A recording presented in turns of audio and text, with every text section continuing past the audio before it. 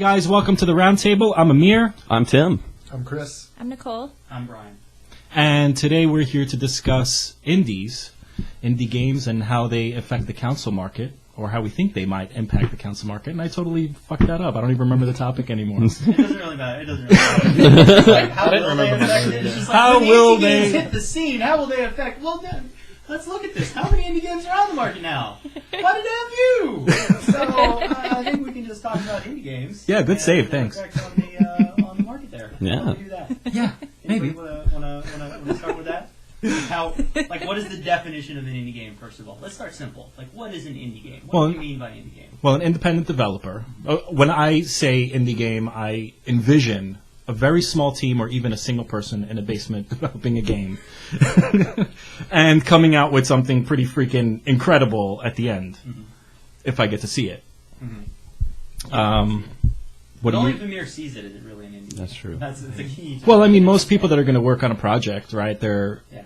on a lengthy, especially if you're going to develop a game by yourself or with a small team, it's going to take a long time. Yeah. So a lot of people might not see it through, or even if they do, it might really suck, and then they just don't want to release it out of embarrassment, or it just doesn't get approved if they want to go into the console market, for example, because they just don't want to flood it with shovelware, right? Yeah, well, if the Wii has taught us anything, Well, it hasn't. then you do not want to fill it with shovelware. But what do you consider an indie game? Well, I'm going to default to like the Wikipedia definition, which is any individual or small team of developers that is not part of a bigger publisher. Gotcha. Okay. So that's an indie. So they are either kind of independently publishing, or they're using some sort of a program, like an initiative put together by, like, Sony has, like, that indie. Wiki is definitely better at this. And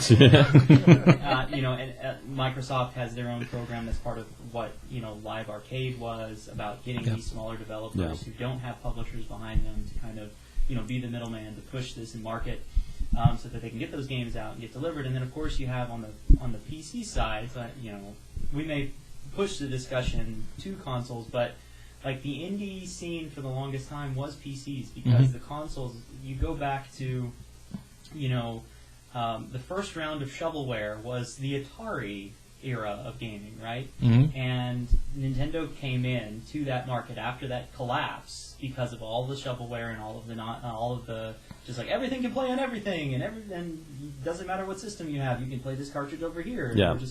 And Nintendo came in and said, no, you're gonna have a license and you're gonna pay this much for it. And then they made a lot of money, and they were just like, all right, now you're going to pay this much for it. And you got no choice because we own the market.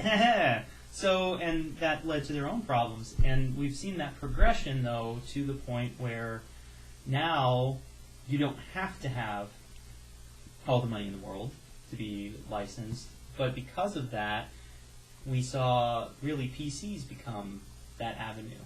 And if you play any of these video game making simulators, like Game Dev Tycoon or RPG Maker 2. Yes. something like Or Goat Simulator. you always start on PC. You always it's always easiest for, it's cheapest for to start on PC, and that's because there is some lineage behind that, and we still have that today with like Steam, Greenlight. Yeah. But I think I'm getting a little concerned with Greenlight, the number of games that are showing up on Steam all the time. It's like you turn around and there's 50 new games that just released on Steam today. Yeah, and I'm relatively new to Steam. And we talked about this, that I'm totally new to PC gaming. I built a gaming rig. I got on Steam and I'm like, dude, this is awesome. There's so many games. But then I got to the point where, like, the PlayStation Store is already kind of taxing, right? Like, you see what's new this month, and you have to kind of already go through. If you want to do the whole what's new this month, you'll see a whole bunch of DLC, a whole bunch of avatars and themes, and it's already a lot to comb through. But Steam takes it to the next level. It's like when you're going through, it's like, Oh, you have to ignore some of it. I have to ignore most of it. And that kind of is a problem, because if something really good comes out, and you're just kind of scanning through, you're going through all of this junk, you might just give up scanning through and not see that really great game that was number 40 on the list. So there's no way of filtering stuff like that on Steam when There are you're... reviews and stars and all that jazz. Yeah. can search, isn't it? Search. You yeah. set by genre. Yeah, you can get fairly specific with genre type stuff if you want. Yeah. But the discovery, though, tends to be, because I used to look at the deals page until it got to be 100 items long. Right. Oh yeah, Steam deals on Reddit. Check that out. There we go. All right. So so then you end up.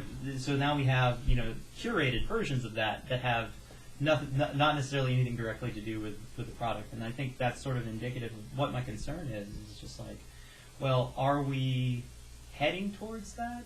Heading towards where we're going to get too many games? But then I look at the PlayStation 4, Mm-hmm. and I'm seeing not a whole lot of AAA titles, but I'm seeing 7-8 million systems out there, and where the majority of the games are these smaller, indie or kind of what you would consider indie type of games that are selling. And I'm thinking, well, maybe, like, where is it headed? Where is it headed? And I guess that's what we're here to find out. Yeah. We're going to hash this out over the next hour. We're going to find out where the industry's going, and we're going to make a lot of people a lot of money. We're going to figure this all out, we're going to lay it out, and then they're going to take full advantage of it, and then they'll just credit us. Yeah. Yeah. We figured it out. It was us. Sounds about right. I don't think it's going to get as bad as it's gotten on PC. I think there's already an issue in PC if we have communities on Reddit or other forums, I'm sure, that are organizing the data for everybody. I think that already says there's a problem. And that there's too much shovelware on PC. But at the same time, on PC, there's so many different configurations, and the culture is very different from what it is on console. So, yeah, green light is an approval process, but some of that is to say we have this many games on Steam. I think with Sony and Microsoft, there's a much stricter... Oh, yeah. I don't know, what word am I looking for? I think they're a lot more strict about having quality. Because, yeah, there are indie games there, but when I go and I buy something like Child of Light, which is not an independent, independently developed game, the publisher is Ubisoft on that, or Ubisoft. But that sidebar discussion. Yes. It's not recorded anywhere. You will never see it. Or they will. I haven't decided on how that's going to be edited. Oh, yeah. But yeah, I mean, that's an awesome game. Stealth Incorporated, I haven't even played. That was a free PlayStation Plus game. I heard good things about that. I still think of that as Stealth Bastard. They Oh. changed the name. Oh, did they? I I didn't even know what it was before. Yeah. I was A just clone in the dark. I'll Yeah. definitely buy it on name alone. Yeah, exactly. But then they changed it. And Transistor now is making crazy waves. Yes. I haven't played it. I don't know anything about it, really. I haven't even played Bastion. I hear that that's like the makers of Bastion, and that was an awesome game. I never played it. Outlast is another one that was a great horror game that we were talking about it early. That totally terrified us. So I don't think it's going to be as bad as it is in Steam. But one of the things I wanted to touch on and how it would impact the console market was we're looking at Nintendo, right? And we're seeing that one of the concerns from Sony and Microsoft is that Nintendo is at the entry point for bringing in new gamers, younger audiences or casual gamers, and turning them into core gamers that will eventually grow up with video games like we did, well into their 30s, and then have like these great AAA experiences for a core audience. With Nintendo, as it's going now, and obviously focusing just on the first party making the games themselves, third parties aren't really bringing many experiences to Nintendo, even on the indie side. Is Sony and Microsoft now that they're embracing the indie market, can they now become the entry point? Can they broaden their demographic from core gamers to having core gamers and be the entry point with indie games? I think it's possible. I mean, is that necessarily what they're trying to do? Should they be trying to do that? I guess those are completely different questions. When I think of an indie game, aside from the technical definition, like you brought up Child of Light, I consider that to a degree to be an indie game. I'm not going to get into semantics about the actual definition, but sort of, inspired by a lot of the things that we see in indie games, which are oftentimes more, aesthetically driven, work on, I don't know, like take Journey, for instance. You guys play Journey. Yeah. It's a complete unique experience that you don't really get anywhere else. And I look at some of the really, really good indie games that have really been carrying at least Sony so far. Don't really come across as entry-level games. So I think to try and get some of those new gamers to come in at more of an entry-level position, they would kind of need to not dumb it down what they're trying to do, but maybe kind of Nintendo it up a little bit with the games that they're putting out. Like Resogun is a good example. It's a very simple, basic game, and you could consider that an entry-level game, but visually, aesthetically, the way it plays, it's not something that I would necessarily expect a kid to just, turn on and that be the game that gets them into video games. Man, entry-level games going to have to be something that some marketing staff somewhere can just have a ball with and advertise and say, look at this, look at that. Yeah. Have some sort of character or face to it. But it's going to be really difficult to do with just like Journey. Yeah. It's like, check out this desert, bro. Yeah. That would make a heck of a poster, though. That is, yeah, bro. And it's just like, I want to know what that's all about. You just see that, and you just, well, first of all, Nintendo's not blind to the indie scene, and if we do count Child of Light as like that type of game, because it definitely has that aesthetic. Spiritually, is sort of. Well, and it's a smaller group, right? Yeah. It's a smaller team of developers that's a part Yeah, it of was a bigger. just Ubisoft Montreal, I believe.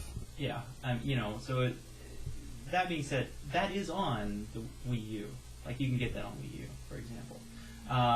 There are other developers, like, I'm pretty sure Renegade Kid is an indie developer. I don't think he's part of any other publisher. He did Mutant Mudds. I don't know if you guys play Mutant Mudds or anything like that. So that was a 3DS exclusive for a while, and it is eventually, I think you can get it on at least PS3, maybe Xbox. I think you can get it on PS4 now. Mutant Mudds Deluxe now. And that was the reason why it came to 3DS originally was because you would actually jump into the foreground or the background. It was one of those games, and so that depth actually, and you had this one character who could jump, had a little jetpack, and had a gun, and your character never upgraded. And all you did was you would just do the platforming, forefront, avoid or fight enemies, and then you would collect like a certain number of stars, and then you would finish the level. You go to the next level. Your character never gets better, never gets any upgrades. You just continue to go through all of these platforming things. And it was really fun. Just recently re-released a game that came out for the DS called Moon Chronicles, which is a first-person shooter on the 3DS. Which those are few and far between to talk about. So they're not blind to the indie scene, and they've recognized more recently. And they're putting out those smaller experiences like Rusty's Real Deal Baseball and Steel Diver. Even though those are first party, they are, they're free to kind of get into, and then you pay more. And even the Moon Chronicles, like you get the first episode for $8.99, and he's going to release separate episodes for like $2 a piece as part of it. So they recognize that, because they want to capture that market. I'm not so sure about the entry point, and that this may be the division here, because I don't know if this is the entry point for gaming, or if it's about capturing, or if what indie games is doing is capturing those gamers who have gotten disillusioned with kind of the industry and offering that diversity of experience. That's just like, well, maybe I don't need. I've got this box that does 27 other things, but I can find the games that I like to play, and I enjoy and I have fun. Well said. So, as far as the indies, but I think the entry point is a whole other discussion. And Nintendo, I think, still has. They've got some magic, because have you seen the sales numbers for Mario Kart? Yeah. Oh, That broke today, right? Yeah, 1.2 million. And of course, immediately Nintendo's like, this shows that we have a bright future for the Wii U. That we come have on. a bright future. Well, it helps that you get a free game. Yeah. You buy it, so. Yeah, that's a nice Yeah. promotion. Like, and I think Best Buy or somebody's just like get $20 off this other game if you buy Mario Kart, and then you still get that promotion. Plus, that other game apparently works for their digital deluxe promotion, so you could get even an additional $5 off on the eShops channel or whatever. So. Look, and in the UK, it sold a ton of consoles. Like in the UK, they had a Mario Kart 8 bundled with the Wii U, and like 94% of the sales were that bundle. So it definitely expanded the install base for the Wii U. It probably will continue to do so, probably for a couple of months. But we can't. We do this every generation, right? Like with the Wii, also, there's no denying that Nintendo has amazing characters. Yep. If there's anything, they know how to develop some amazing freaking characters. I don't know if they still can. We'll make new ones. Yeah, but I mean Mario, Link, Waluigi. That's what Link, Bowser. Those are, I mean, they're all timeless characters, and they're. When I'm saying like entry level, I'm saying when we envision an Xbox experience or a PlayStation experience, we don't envision something like Transistor or Child of Light.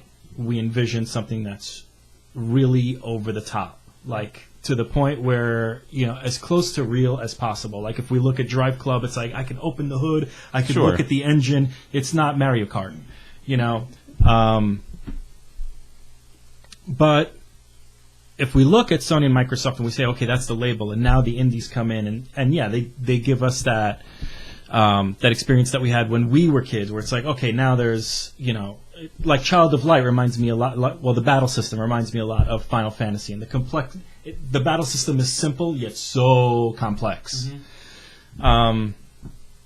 If you have people that are buying that aesthetic quality of a game that an indie can just develop, why can't somebody make something along the lines that would compete with a Mario on an indie level, like a Super Mario World, like a side scroller where you just jump around and collect coins? Like Super Meat Boy? Yeah, I actually haven't played that. I keep hearing about it, and I haven't played it. And the thing is, I just got into PS4 is actually what got me into indie. Also, we were talking about this earlier. Nicole actually said, "I don't know if I should be on this show because I don't even, I don't really get into indie games. Like I haven't played indie games, but it's an internet issue. I'm in the same internet issue. Yeah, and you have a stack this high of PS2 games you haven't finished yet. It's kind of hard to. And no backwards compatible PS3. It's terrible. Seriously, it is. I still have the fat PS2. See, it still works. I have no. Dude, that's awesome. I went through 3 it won't play PS2s. DVDs anymore. I found out this weekend, so. Oh, that's it's very depressing. Does it give you that read error? It Disc says, read error. It says reading disc, and then it just forgets that it was reading the disc. What was I doing? It's getting Alzheimer's. Just continues to show the memory. Can you put a game in now? I don't know what you're trying to do. This is a You have a whole backlog. We're not watching this movie, Nicole. Put in a game right now. You have Blu-rays. Wait, so- Time to grow up. Yeah, so it won't play a DVD movie. It'll still play the PS2 But it'll play games. game. Yeah. That's so weird. I guess that's the point. But Yeah, that's nice. yeah. That is weird, though. I had a What? similar issue with my PlayStation 2. It was actually the opposite problem. It would only play movies. It wouldn't play any games. See, that would be more upsetting to me. It's Because just I there's could just this tiny little pinwheel that adjusts the distance from the lens to the disc, and you just click it, one click, put back together, and it fixed it for me. Cool. Well, there you go, Nate. Yep. Just bring your PS2 That's right. here, and, Yeah. and he'll just click it. Yep. Click it to Mine fix got it. the freeze. Mine got the freeze where it just starts to load and then it just locks up on the little swirly lights. Yeah. And I was like, I would cry. when I Getting back to the indie games, something that you said a second ago. to the topic at hand. To the topic at hand. We just sojourned into 2000. I think 2000 a was awesome. lot of the issue that some of the companies, the developers who are traditionally putting out the bigger AAA titles, that don't necessarily have the freedom to be as experimental and do a lot of these ideas that they probably really want to put into these games. And I guess that's a lot of the allure of being able to be an indie developer. And, you know, kudos to Sony and now Microsoft for allowing them to license on their own, getting around a lot of red tape that way. But it's really just, I hesitate to use the word revolution because that's a bit much, but it's a new landscape that we're seeing in the console market right now. Yeah. And I've really enjoyed it. It's brought in some really unique game experiences, and I don't think it's going anywhere anytime soon. No, definitely not. I think one area of the market they really need to explore, though, is or that is losing a lot of traction in the larger gaming market, is just being able to sit on your couch and play with buddies. Like, I know Tim Absolutely. and I have been playing a lot of Geometry Wars for the past few years, Mhm. and it's amazing. And what was that game we played the other day? That Oh, was like Mario Towerfall 3? Ascension. Okay, Towerfall Ascension. Go play that game. Dang. It's a good one. And then any of the pixel junk games, any of those type of things. Yeah. They can really tap into a piece of the market that doesn't have any share right now. It's like, I don't want to share what I'm doing on Facebook when I'm playing video games. Yeah. I'll sit here and, talk junk to you while we're playing games. Yeah. Quit looking at my screen. Yeah. I used to actually put a sheet over the bottom half of the screen when I play GoldenEye. Or you get the cardboard like that you tape so it splits it all. Yeah. We used to do me and my roommate used to play WWE games together all the time. Yeah. But the thing was, like, one would play, the heel character, one would play the good guy. Usually we would both pick the heel. But and the reason we would do that is because, the heels are win at whatever cost. Yeah. So that became, of course, like pushing each other off the couch, Right. trying to trick each other and like disconnecting the controller when the other person would go into the bathroom, and like put a pillow over it so they can't tell. Uh-huh. Sometimes we get a little more violent with punches and kicks and It's like a real life playing game. yeah. Yeah. At one time, he used my wife against me before we got married. She had come to visit. We were in a long distance relationship before we got married, so she came to visit me in New York, and he was like, "Yeah, have a triple threat match with us." I was like, "Oh no, I know exactly what he's doing." And it would just be like he would just beat on her like crazy in the game, and then have me be the knight in shining armor. Be like, "Man, come on, you're trolling her." And then I would go and hit him, and then just as I would charge at him, he would like reverse it and pin me because she wouldn't know what to do at that point. Right. Until I trained her. Uh-huh. We did we had like one of these Rocky days where I was just like Montage. yeah, it was like I trained her. Yeah, exactly. I almost wish I was a good enough editor to like just break the show and put that in. You gotta eat lightning and drop thunder. Otherwise, you're not gonna do the suplex right. I can just see you trying. Wow. It was just great because at one point I was kicking his ass and he didn't know that I had trained her while he was at work, Right. and she learned really quick. Right. And then he'd come from work and he was like, "Let's have a triple threat match," and she was like, "All right." And then we had the triple threat match, and then I started beating him up, which he hates. So now he's looking for any way to win. So he charges at her, and then she starts kicking his ass. And pins him. Perfect. So, I mean, like, that's of course just one memory, right? But I mean, those are couch multiplayer is a dying art, and it is cool to bring the indies in because I'm sure that they feel the same way and they start bringing it in like Geometry Wars. Yeah. Plus, with a big AAA title, it's like talking about Journey or something. How long was that game? Like 2 hours. 2 hours? Yeah, it was Yeah. very They short. don't have the budget to be able to make a 40-hour experience. But man, what a 2 hours! Yeah. That was an Yeah, for awesome sure. 2 hours. Yeah. But most people look at it, it's like, I'm not paying $15 for 2 hours. Yeah. Yeah. Yeah, that's true.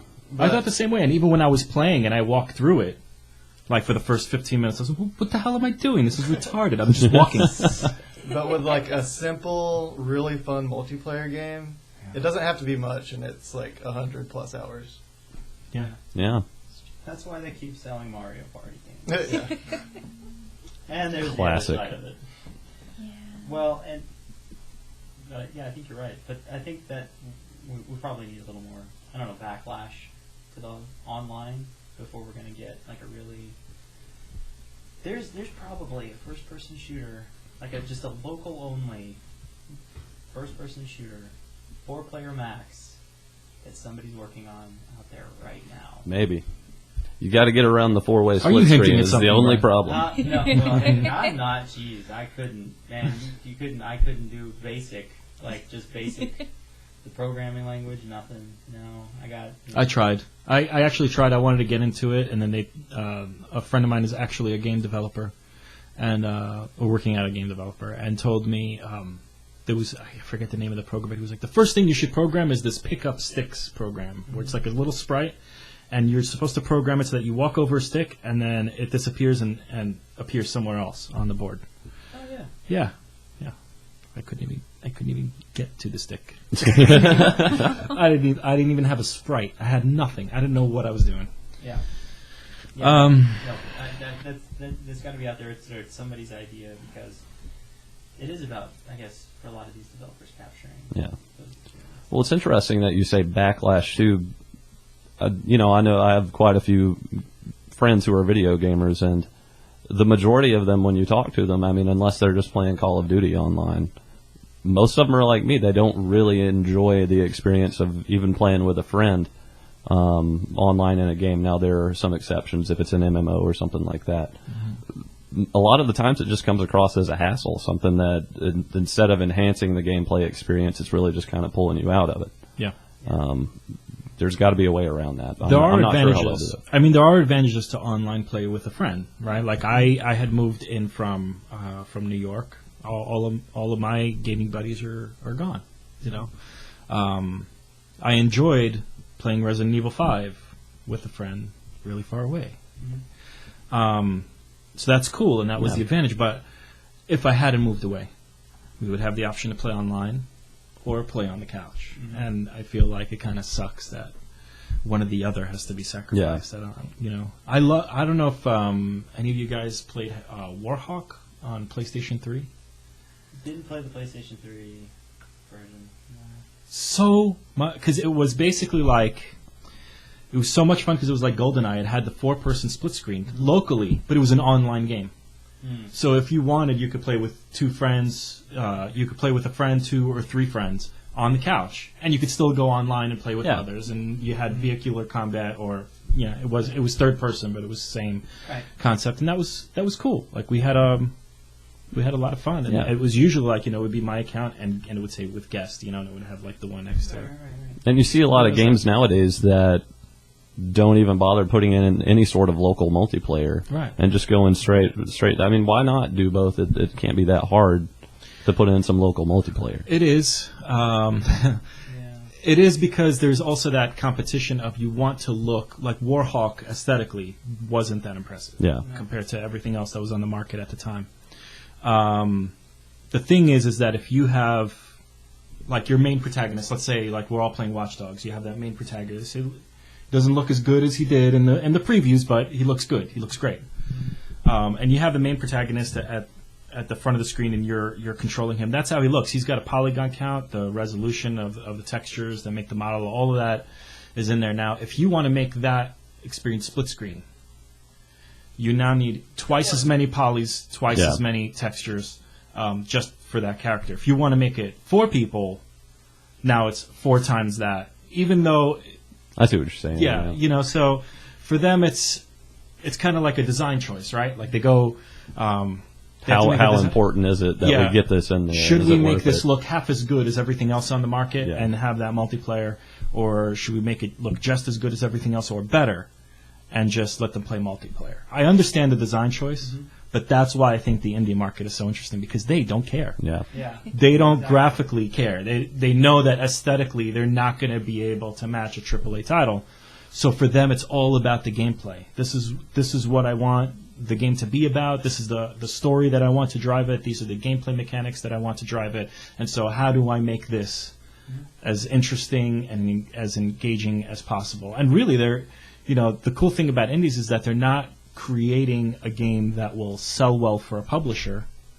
Like we said, they don't have anybody to answer to. They're creating a game that they love. And so their audience are people that agree with them. Yeah. And I think that's kind of cool. Yeah.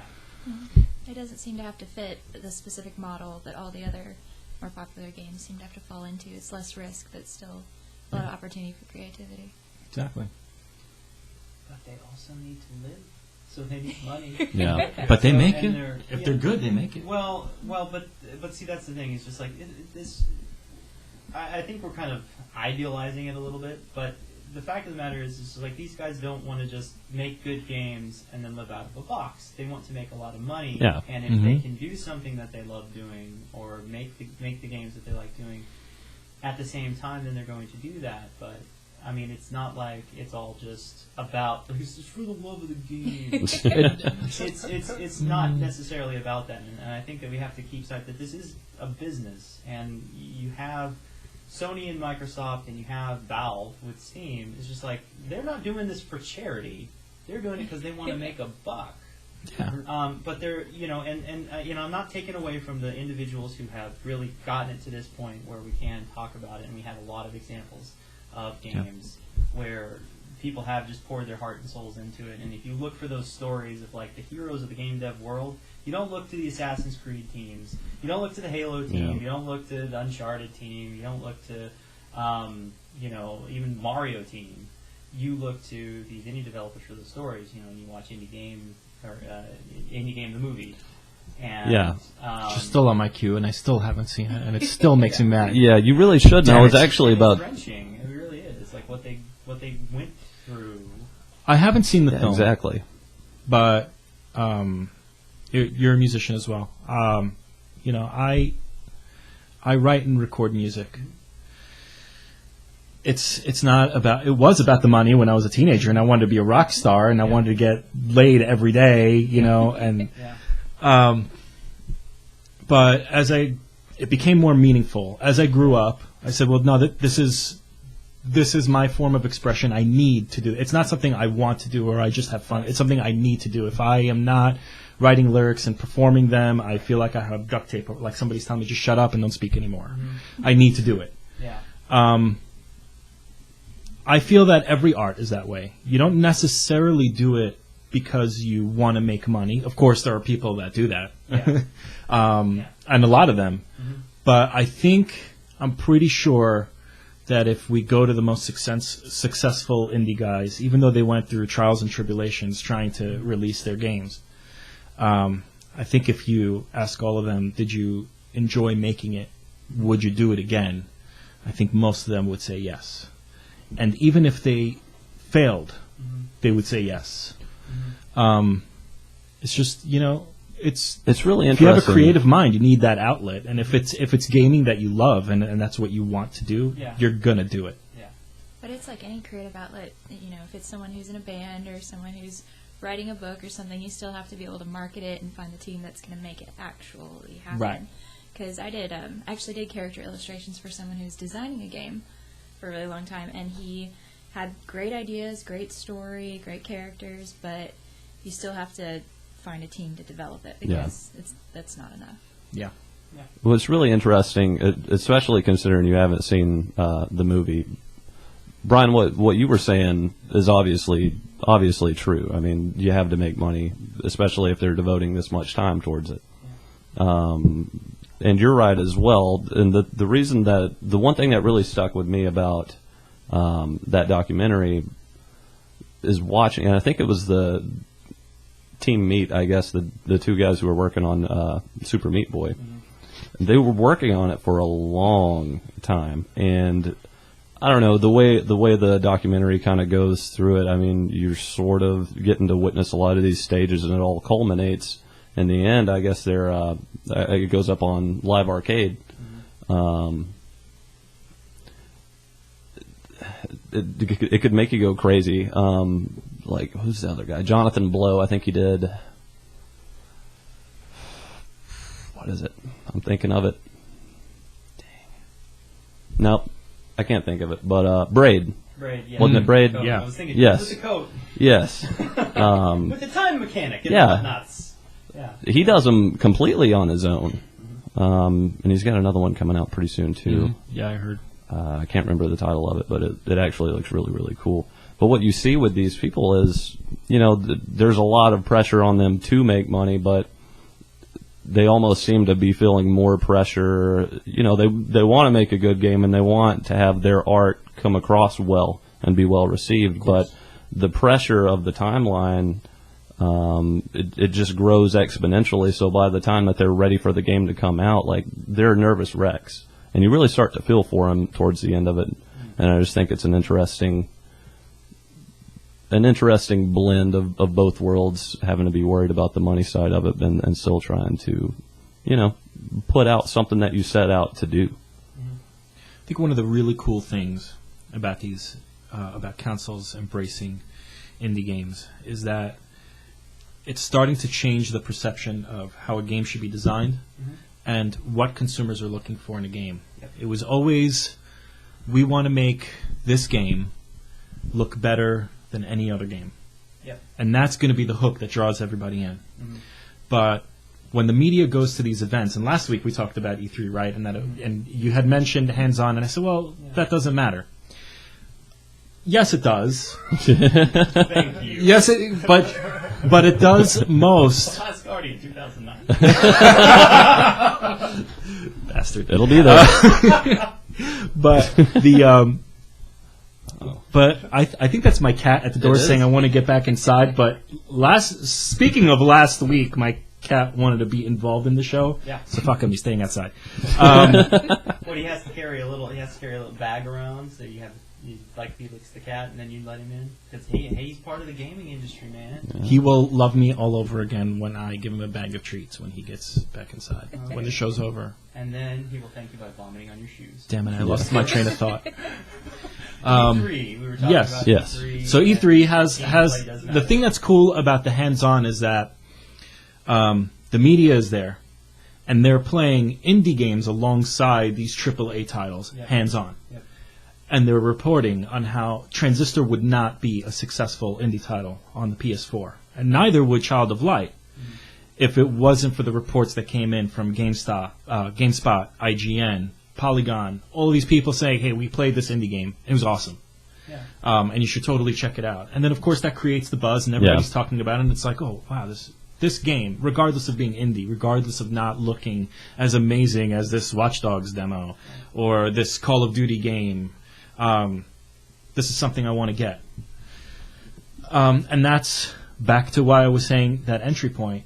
It's kind of changing what people are looking for in a Microsoft or Sony game. So now it's all about the joy of play, which is actually what Mark Cerny was talking about with Knack, which I love. Yeah. We're going back to that, or I would say we're moving forward. We're moving forward to the point where it doesn't matter how good a game looks. It matters how much fun I'm having playing it. Yeah. And now with the media being able to report everything by the minute and tell you what their hands-on experiences are, I feel like we're kind of pushing the publishers to say, sure, we want games to look good, but we want you to be creative about it. Like, that's the big critique right now on Watch Dogs, right? You know, like, every review I'm seeing about Watch Dogs, and I was so happy. I was like, it's not just me who feels that it's disjointed and not working out well, but every single review says the same thing. Yeah, it looks great, but it's got a couple of new elements, which are great, but it's basically a sloppy Grand Theft Auto with a whole bunch of different ideas that have nothing to do with each other. Well, the Kotaku. Well, no. Kotaku's. I actually agreed as much as I looked at it and I was like, this review is totally a rant. Like, this guy just played the game and said, I hate it, I hate it, I hate it, I hate it for about 30 hours. He just repeated the words and then wrote the review and just said, no, don't play it. I'm not going to say it has no merit. The game tries some new things. Yeah. Everything around that new thing. Yeah. Doesn't it tries work. to be Grand Theft Auto but fails. I think that sums it up. When it tries to be Grand Theft Auto, it fails. When it tries to do other things, it works, but they just don't tie it together very well. It's Exactly. Yeah. Which I think is a huge reason that it got This delayed. coffee is really strong. Oh yeah. Yeah. We know about it. Yes. I think it goes along with one reason, or I think one reason that Watch Dogs got delayed. It was set to be a launch title, but it would have come out right when Grand Theft Auto 5 did. So I think they were trying to get some separation there to get that off of everybody's minds. It didn't really work because the comparisons are still being drawn right away, and how can they not?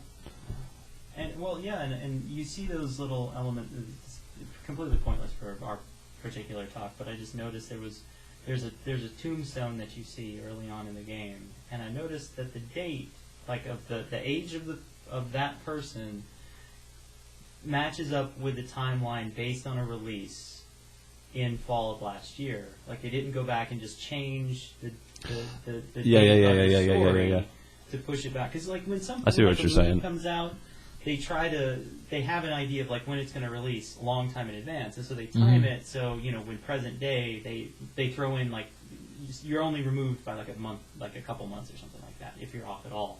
And I was just like, that's exactly if it had like the time since that event happened to when I'm seeing this tombstone in the game in real game time, that would put us in fall of 2013. Yeah. And I was just like, but it got delayed, so it didn't release during that time. Yeah, I didn't notice I couldn't help that, but but notice that. Like, yeah. it's completely pointless for what we're talking about. I didn't even notice it. But I was just like, that's, how about that? Yeah. And I lost track of what I was talking about. My point in that whole little tangent Yeah, was, if we're not caring about graphics anymore, but we are. I'm going to get you. Go ahead. if we're not, well, I mean, of course we are, but if we're not caring about graphics anymore, if the graphics don't make the game, and it's about the gameplay and the joy of play, doesn't that leave that opening in that entry market where somebody can make a game? Absolutely. If somebody can make the game of the quality of Super Mario World, and it goes on E3 and it's hands-on, and all of the media gets their hands on it, and they're like, "This is the most addictive game ever. This is awesome. This is the best game since Super Mario." If that becomes the tagline, that indie game is an instant hit and becomes an entry point. And who knows what it spawns from other people? I mean, like we saw Flappy Bird on mobile devices, Lord. right? Yeah. I mean, people were buying phones for how much money? Yeah. After Yeah. what was that? Was that 40? Am I remembering the number right? $40,000 that a phone had sold for because it had Flappy Bird on it. Because they took Flappy Bird off of the... market. Yeah. They pulled a Nintendo and restricted the Good market. Lord. Yeah, 'cause he pulled That's outrageous. He pulled the app. He said it was too addictive. And Too addictive. yeah, but the thing is, like you can't point to say, hey, look at Journey, look at Child of Light, look at these different experiences, and say it's not about how it looks, because those are gorgeous. That's exactly what I was going to games. say. True. And they are not hyper realistic, but so Well, that's kind of what I meant. That's kind of all right. Yeah. So, but we have to separate that discussion. We can't just say, well, Yeah. doesn't does it push the boundaries of what the system is capable of? Well, as far as like realism, like getting closer and closer to that sort of uncanny valley of, humanness in the characters that we're seeing on screen. Child of Light may not push a system like Killzone did, Shadowfall or whatever, but it is a game that is to really appreciate. You need to see it in like a high definition setting. Absolutely. You Yeah. need to see it on these systems. You want that nice display, bright in those colors, because it's what I do feel about the indie market though is that because they can't, or maybe it's because they can't. We're kind of getting back to.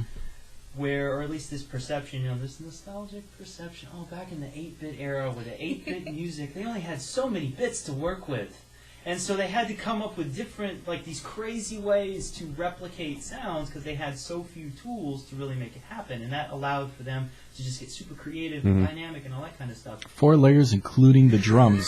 I had just learned this. I wanted our show intro to be an 8-bit song, and I was going to go and write it in 8-bit. Right. And then I contacted my sound engineer friend, and he was like, if you want it to be authentic, an 8-bit song means it's only 4 layers, and you're going to want to use 2 of those for drums, 1 snare, 1 bass drum. Don't even think of like a hi-hat or something like that, because that's just going to sound annoying.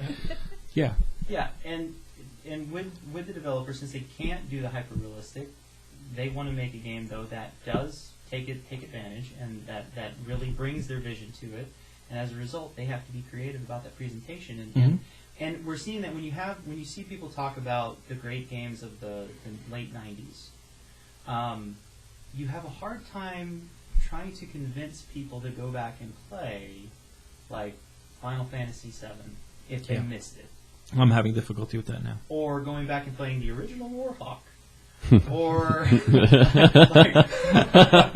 you know, and even to a certain extent, even going if you go back to like Ocarina of Time or Super Mario 64, save for the kind of the newer revisions that they've sort of the remakes, it's a hard sell because they just It's such a huge drop off from what people are used to. Yeah. It's essentially unforgivable. yeah. You basically took the words out of my mouth earlier when you started talking about Mortal Kombat game.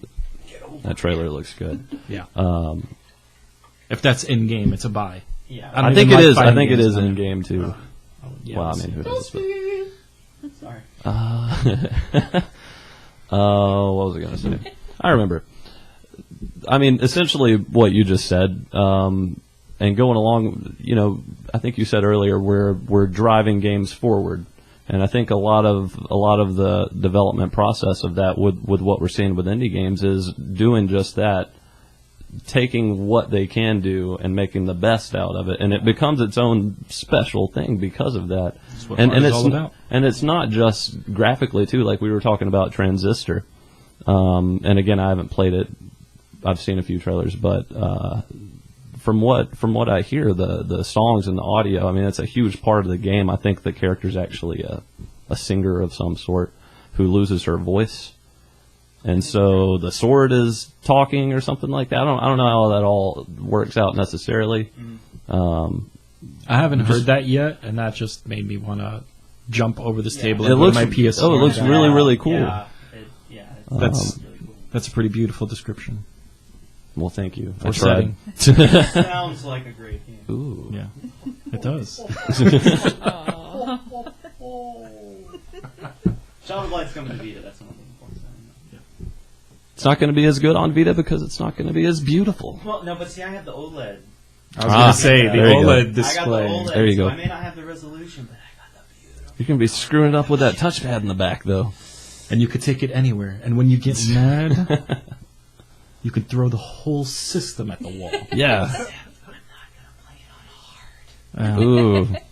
so I can still get all the trophies and not get frustrated.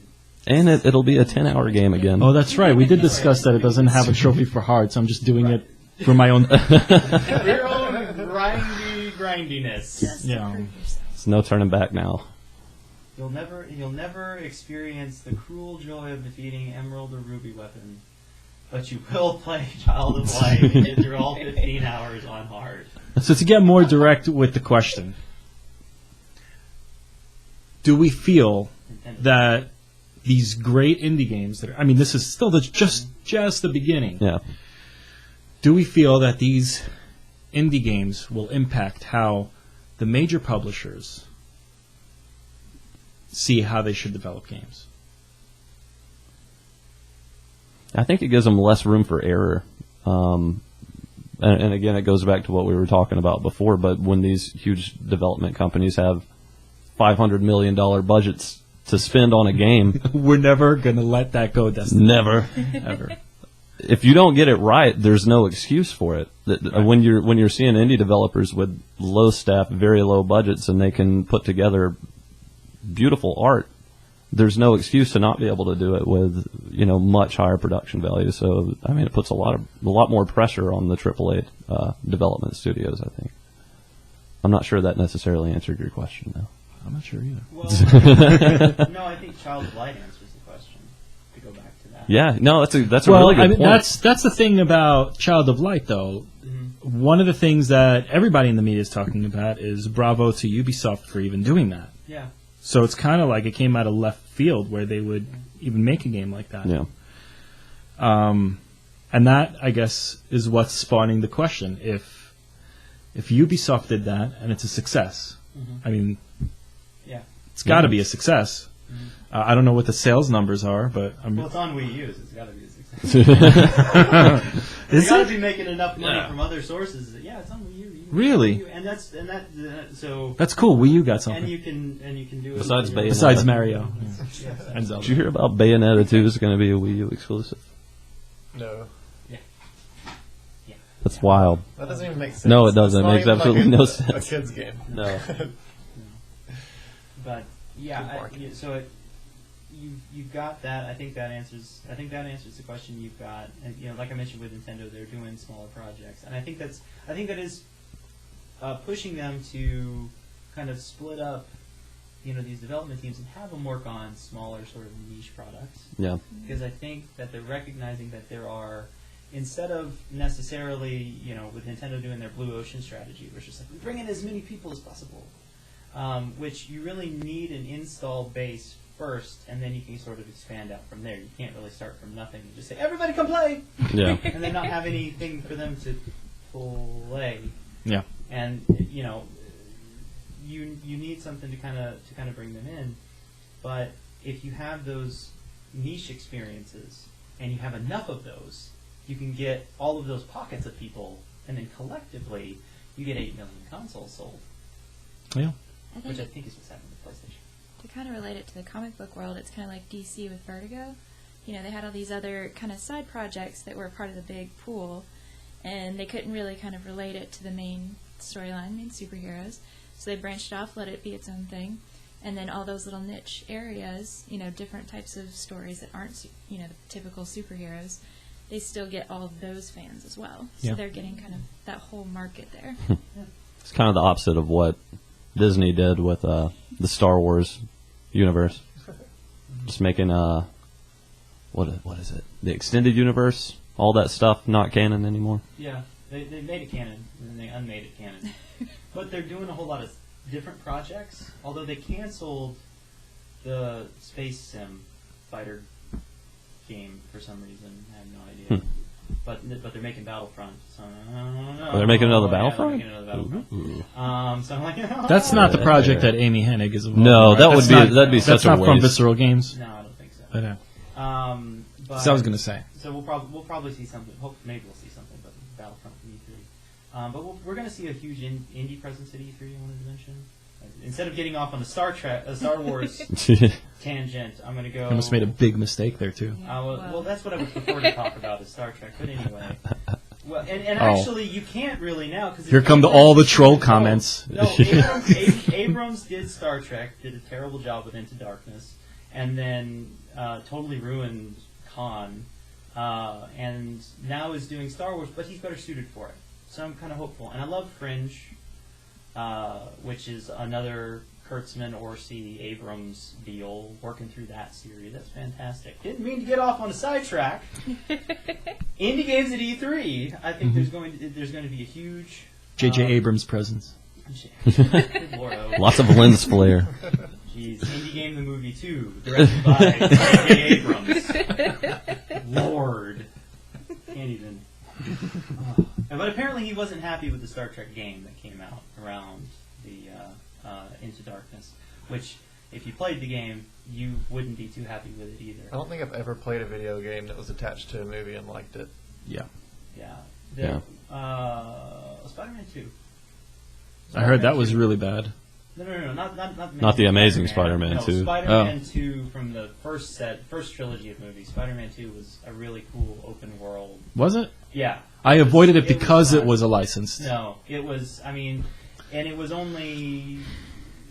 It didn't go through the events of the movies, so it was Even better. Could any of you guys land the plane in Top Gun? 'Cause I- On Nintendo? no. Are you talking about on NES? Yeah. Yeah. I still remember that day that I landed it once. Once, yeah. I was so happy. No. Spider-Man 2 was good. Chronicles of Riddick. Was I good. forgot about that game. Was That it? did really well. Yeah. It was one of the best looking games for. It was Xbox, wasn't it? Yeah, it was Really Xbox. impressive. You can get it on PC. It was first person? Yeah, it was Yeah. first That was person. the okay. Yeah, I avoided that one too because it was a license. I forgot what engine they used for that, but Oh, I don't it was good. Yeah, they had that's a whole other development team. Vin Diesel's got his own little production team. And they did a sequel to that. They did Escape from Butcher Bay and then Assault on Dark Athena. When they did Assault on Dark Athena, they re-released like an slightly up-res version of the first one. So you can get like on PC a deal where you can get Yeah. both of them together for like Sold. $10. I'll get those. So it's pretty cool because it's a nice mix of like gunplay and stealth, and you've got the little shiny eye. Shiny eye. How does it hold up? Those are pretty old now. I Right? haven't played them in a long time. I played it originally on Xbox, and it's a lot of fun. Okay. But it does that whole thing where you progress, then it resets, takes everything away, and then you got to kind of progress, takes everything away, Yeah. and then it kind of goes towards the end. Assholes. So if you're not too crazy about that, that's where it sort of lost me. But what it was pretty good. You beat the game, and then they turn the map upside down. Yep. Got to do it again. Yeah, it was good, yeah. That's Castlevania for you. Yeah. Classic. But yeah, and I think that we will see though a lot of differences in these art styles for these games that we see at E3. That we'll see them push the envelope in different ways, not just gameplay, but also in like what we think a good game really looks like, what we think a good game plays like, and I think they are paying attention to it because the developers, and I think this is where we get into where we're going. Where are we going from here? Because if the big name developers don't pick up these cues and start integrating more of this sort of willingness to kind of pull from the past and reinvent, instead of just putting a HD on the box. Yeah. But if we go back and actually say, well, let's take this mechanic and let's do something else with it, call it something else. We're not just going to rebrand something over and over and over again. Yeah. They're going to end up like THQ did. And just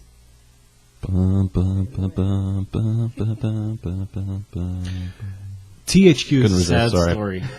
I miss THQ. let me tell you about THQ. Back in our day, we had a middle tier. I was there in the thick of it, man. I was in the trenches. The boys watching this video, I see like our time is about to be up.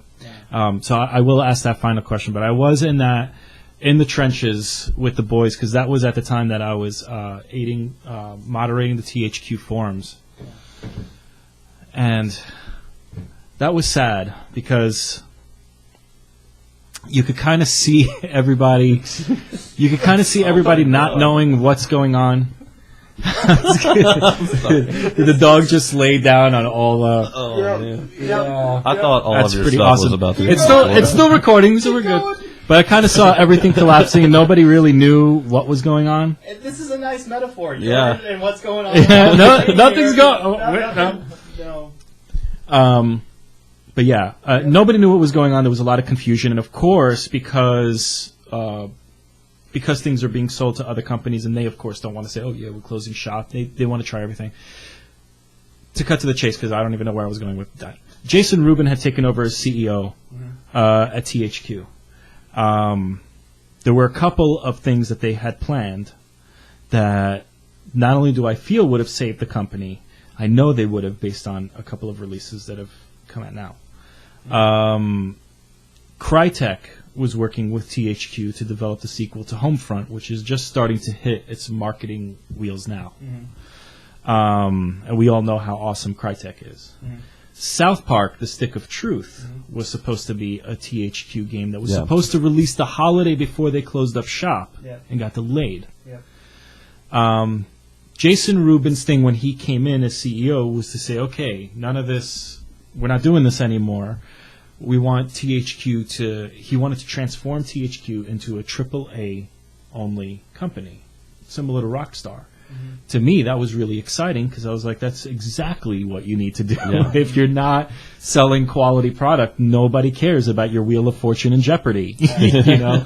And of course, they had their cash flow from WWE games, but they became dependent on that. So it got to the point where they weren't giving enough money. We found out much later in that franchise. They weren't giving enough money for even WWE games to do well because they were trying to maximize profit to fund everything else.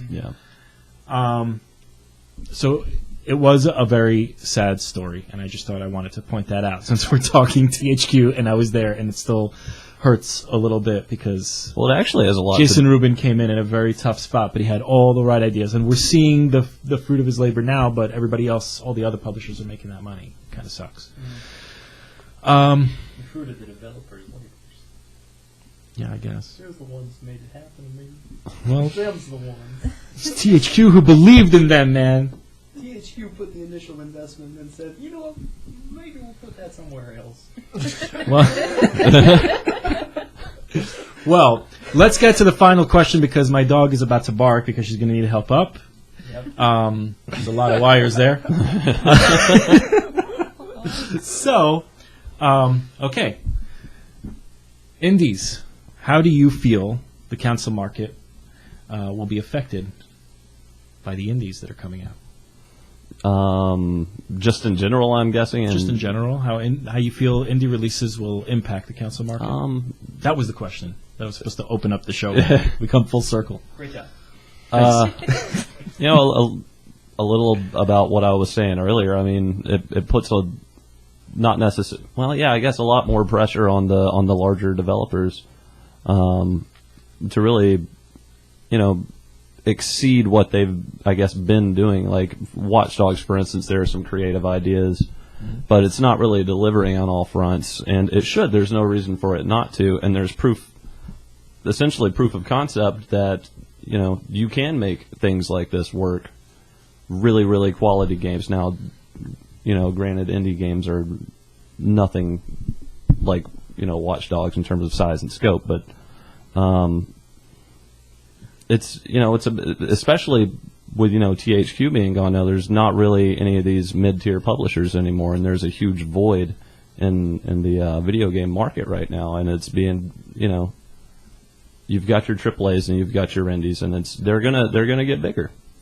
And it's going to be a really big part of the consoles as they come along, and I don't know, maybe it'll get to a point to where we don't even have indies anymore because everybody's just making them. Yep. And I guess eventually it might, but remains to be seen. Yeah. Chris, what do you think? Well, indies are kind of like the music scene now. I mean, there aren't as many people selling platinum records, because you can go online and find exactly what you're into and just like drill a little hole down into whatever your niche is and just live there. And for your personal experience, it'll be really nice. Like, you'll get to play this thing that you really are very interested in, plays very well to your expectations and all this. But in terms of marketability and being able to sell it and get budgets and like a wide audience seeing it, I'm not sure if we're going to see a great impact, but we're probably going to see some very good niche experiences for certain people. Yeah. Cool. For me, I feel the introduction of the indie market is definitely important. I think it fills that void. As I said earlier, Microsoft and Sony's consoles are looked at as the cream of the crop, and if it's not beautiful, it's not good. And we said that indies are beautiful, but they're just not pushing all that power. And they don't need to. And I think it's good to have that indie market there to keep everybody else honest. Because for a very long time now, it's the way they marketed games were how good they look, and that made the sale. And then post-sale, it was all about the reviews. But at that point, you know, they're holding. Sometimes, you know, they'll hold back their review and say, "Don't release this review until release day." I think this keeps people honest. It keeps the buzz going. It's definitely, I think, going to show the bigger publishers how powerful word of mouth can be. Yeah. In the games industry, that a good game is simply a good game. And it'll be very interesting now, because before we had loosely discussed how Metacritic might not be such a great thing for the games industry because it impacts how they develop games.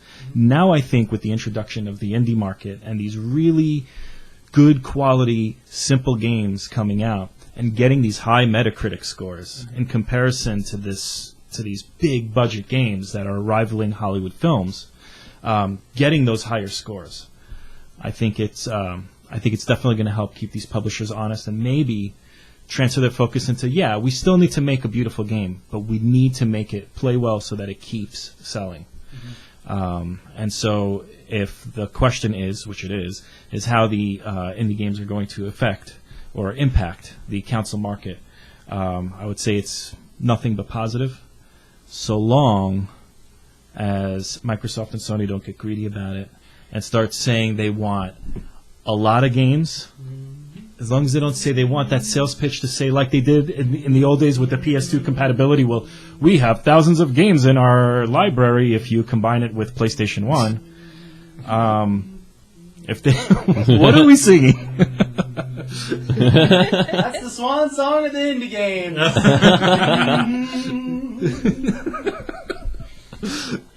Yeah, just put yourself in rapture, just the music playing, and just talking about, the indie games. Oh, now I'm a big daddy now. Yeah. No, you could be Andrew Ryan. How about that? Does that make you feel better? Not really, no. Nicole, what do you think? I think it's definitely going to set a new bar, and hopefully it's going to inspire the bigger companies, show them what does work that maybe they weren't seeing before. I think that new things and different things have always been valued. I know when Assassin's Creed came out, it was so cool you could climb on anything. Yeah. So I mean, that's always been a value, but I think they're trying to. Hopefully now they'll see other things that will work that maybe they were kind of overlooking before in view of the graphics and that sort of thing. I think that within the next year, possibly 2 years, we will see the indie game Super Mario. We will see the indie game that everybody has, and everybody plays, and is a touchstone, and that will signal the end of the indie game market as we know it. That's my prediction. And that's where I think We're supposed to close with that probably. But continue. Where were you going with that? No, I mean, once that happens, there will be. Once we see that, that's what everything is going to have to live up to, and that's what the push is going to be to recreate that, and that's where you're going to have. Well, we just got to get whatever fund the crazy idea, because it worked. It worked this one time, and then you're going to have a lot of derivative stuff that's just a little bit different, a little bit different, a little bit different. And instead of having, niches that are catered to, you've just got shovelware. Yeah. And so, within the next year or two, that's what we're going to see, and we're going to need another wave of indieism. Yeah. This definitely makes me very excited for E3. Yeah. E3 is going to be amazing. Yeah. And E3 is going to be next week. And this time we actually know what we're going to talk about next week. Because last week we had absolutely no freaking clue we were going to talk about indie games. But yeah, next week we tape on Tuesdays. Usually it releases to you guys on Wednesdays. But next Tuesday will be the day of Nintendo's digital event, which marks the end of all the Big Three's press conferences. So next week, if you guys are down, we'll discuss what we saw at E3 and see how that. Damn, I'm so excited! I really want to see what happens with the indies there too. E3 wrap up next week. Yeah. Before All right. the show starts, E3 wrap up. Just so you guys know, I should have said this at the beginning of the show. If you stuck around, thank you. The conversation doesn't end at this round table. We actually want you guys to be part of the conversation. So if you have anything to add, questions to ask, just you want to be part of the conversation, it doesn't end after an hour. We could talk forever about this crap. So, oh yeah. You need a Slim Jim? Snap it to a